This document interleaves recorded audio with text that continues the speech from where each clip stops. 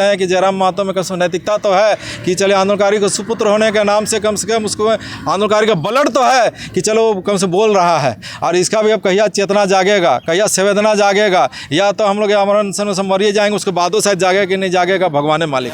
Budget सत्र में सवाल कर देने से व्यवस्था नहीं बनता है। अभी मुख्यमंत्री को क्या कहता है कि वार्ता करना चाहिए था हम लोग से। वार्ता में चीफ सेक्रेटरी बैठता, होम सेक्रेटरी बैठता, फाइनेंस सेक्रेटरी बैठता और सब सेक्रेटरी लोग सेक्रेटरी को भी बैठा लेता।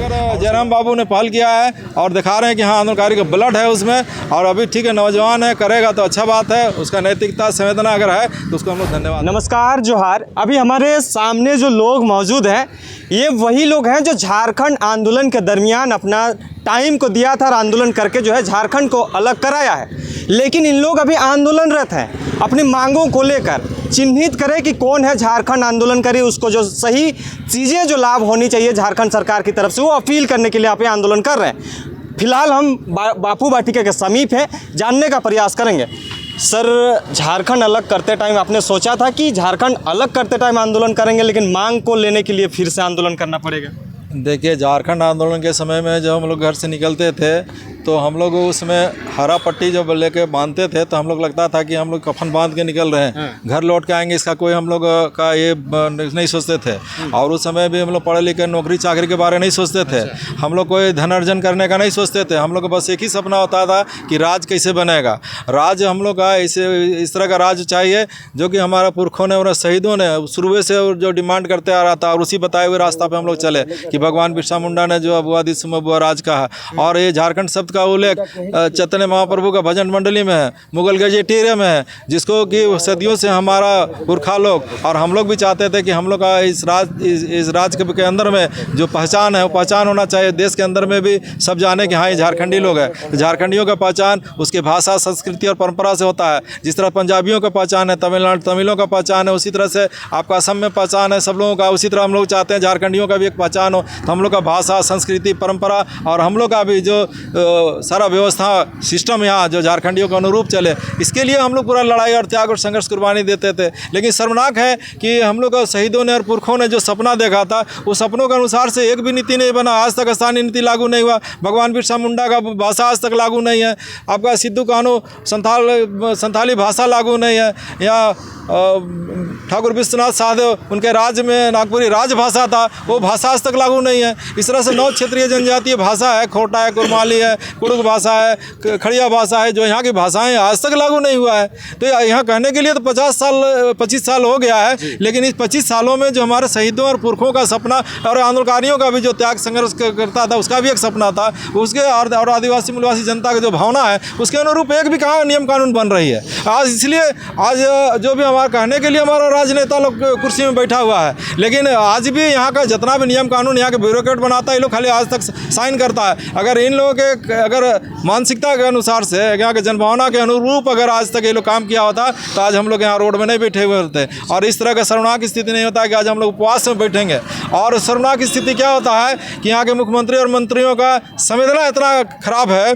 हम तो कहना चाहते हैं कि जब यहाँ पर हम लोग कोई भी आंदोलन में हम लोग बैठते हैं हजारों की संख्या में, तो ये लोग को यही नहीं होता कि चलो एक टैंकर पानी भिजवा देंगे। यहाँ पर महिलाएं भी आती हैं तो चलो एक बाथरूम का भी व्यवस्था करा दे। इतना संवेदनहीन ये लोग मुख्यमंत्री और मंत्री लोग हैं कि अरे आंदोलनकारी लोग आ रहा है, इसका भी सम्मान होना चाहिए था। हम लोग को याद होता है कि लालू यादव को से वार्ता जाते थे, स्टेट गेस्ट हाउस ठहरने की सारा व्यवस्था करता था, वो लोग करता था। बताइए, वो कहता मेरा लास्ट में झारखंड बनेगा, वो लोग करता था। और ये लोग आंदोलनकारी का सुपुत्र है और ये आंदोलनकारी लोग हैं। यहाँ पर कई आंदोलनकारी विधायक और मंत्री है। इसके पहले भी जितना भी मुख्यमंत्री मंत्री बना वो लोग भी सब आंदोलनकारी लोग बना है। चाहे अर्जुन मुंडा ही क्यों नहीं बना, चाहे सुदेश महतो क्यों नहीं बना। आज हेमंत सोरेन भी है तो आपका ये गुरुजी का सुपुत्र है, आंदोलनकारी का बेटा है। हफीजुल भी है तो हाजी हुसैन अंसारी का बेटा है। उसी तरह से आपका इधर मंत्री लोग है, दीपक बिरुआ से लेकर और भी कई मंत्री है, सब आपका आंदोलनकारी लोग है। सब ऐसा नहीं है। कई विधायक लोग का नाम बताएंगे तो कम से कम 15-20 विधायक तो जो है कि पेंशन होल्डर है आंदोलनकारी का। और बाकी लोग भी आंदोलनकारी है। लेकिन आज इस तरह से दुर्व्यवस्था है कि आज इतने लोग इस विधानसभा में रहने के बाद में भी जो नीति बनना चाहिए था, जो पॉलिसी बनना चाहिए था और आज उसको लागू हो जाना चाहिए था, वो आज तक नहीं बन पाया है। बहुत हास्यास्पद स्थिति है। अच्छा, एक चीज़ बता रहे हैं सर, जैसे कि आपने अपने वक्तव्य के दौरान ये कहा कि झारखंड बनाते टाइम उन्होंने सोचा था कि यहाँ पे स्थानीय नीति, नियोजन नीति लागू होगा, लेकिन 2-2.5 सालों से महज जो है जयराम महतो इस चीज़ों का आवाज़ उठाते उठाते अभी जो है वो विधानसभा में एक जो है विधायक बन गए। आपकी जो विशेष सत्र चल रहा था उस टाइम झारखंड आंदोलनकारियों के लिए उन्होंने आवाज़ भी उठाया था, लेकिन आप ही लोगों के जो बैठे हैं, आप ही का पार्टी कह सकते हैं, उस टाइम भी जो आंदोलन कर रहे थे जेएमएम के नेतृत्व में कर रहे थे, लेकिन वो लोग जो है इस चीज़ों का कहीं फला फूला देखने को नहीं मिल रहा। आवाज़ तो उठ रहा है लेकिन कुछ हो नहीं रहा है। पिछला विधानसभा में भी आदरणीय मथुरा महतो जी, आदरणीय सुदेश महतो जी, विनोद सिंह जी, आपका लोविन हेम्ब्रोम जी, इस तरह से कई विधायक और आपका रविंद्र महतो जी ने भी उन्होंने कहा कि नए आंदोलनकारियों का मामला को सुलझाना चाहिए। विधानसभा अध्यक्ष भी उस पर सहमत थे, लेकिन कई विधायक और सरकार के में भी शामिल कई लोग सहमत थे, लेकिन वहाँ पर कांग्रेस पार्टी के उसमें तत्कालीन मंत्री जो थे आपका आलमगीर आलम, उन्होंने एक बयान दिया कि सरकार के द्वारा अभी कोई आंदोलनकारियों के लिए प्रस्ताव नहीं है। तो कहने का तात्पर्य क्या है कि सरकार के द्वारा जो बोलने के लिए या करने के लिए जो होता है तो वो तो मुख्यमंत्री के टेबल से आता है, मुख्यमंत्री लेवल से आता है, कैबिनेट लेवल से आता है, लेकिन मुख्यमंत्री और कैबिनेट लेवल से अभी तक हम लोग के बारे में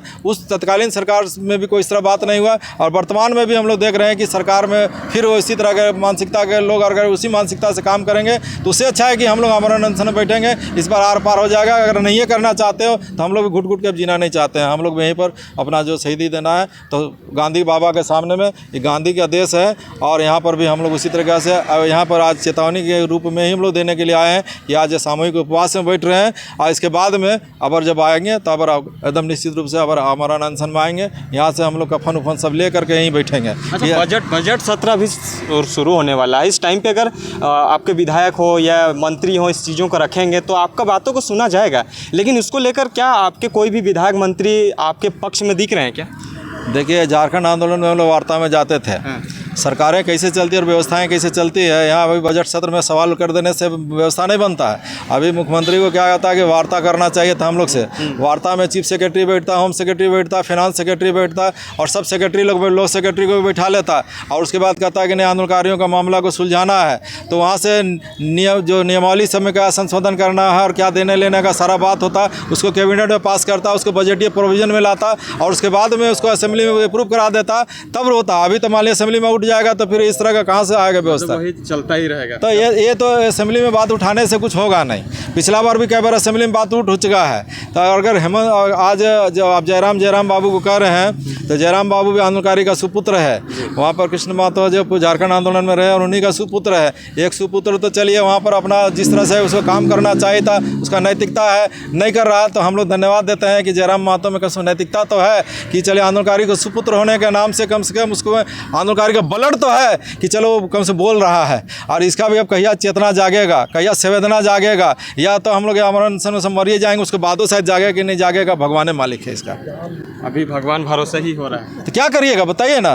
हम लोग भी तो सारे व्यवस्थाओं को जानते हैं और व्यवस्थाओं को किस तरह से जानते हुए भी इस चीज़ों का पूरा फला फूला नहीं हो पा रहा। कैसे करें बताइए ना। करने का है हेमंत बाबू को करना है कैबिनेट में। और देखिए ना, मान लीजिए कि हफीजुल हाजी हुसैन अंसारी का बेटा है, हफीजुल हाजी अंसारी भी आपका आंदोलनकारी है, उसका सुपुत्र है। ये भी आदरणीय गुरुजी का सुपुत्र है, हेमंत बाबू भी है।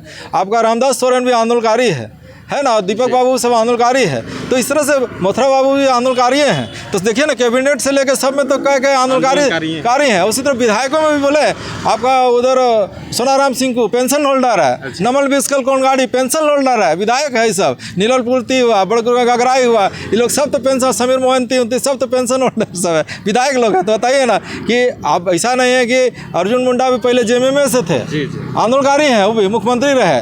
तो कहने का तात्पर्य क्या है कि कई मुख्यमंत्री जो आंदोलनकारी भी रहा है और अभी भी है आंदोलनकारी जो लोग हैं, वो लोग भी मंत्री और मुख्यमंत्री सब तो बन ही गया, लेकिन उसके बाद में भी सुदेश महतो भी तो आंदोलनकारी है रहा, डिप्टी सीएम रहा, मंत्री रहा, लेकिन कहाँ आंदोलनकारी के लिए कोई उस तरह से कोई किया। तो चलिए, अभी मान लीजिए अगर जयराम बाबू ने पहल किया है और दिखा रहे हैं कि हाँ आंदोलनकारी का ब्लड है उसमें, और अभी ठीक है, नौजवान है, करेगा तो अच्छा बात है, उसका नैतिकता संवेदना अगर है तो उसको हम लोग धन्यवाद देते हैं। बहुत बहुत धन्यवाद। तमाम चीज़ों के लिए बने रहें, देखते रहिए जोहार, नमस्कार।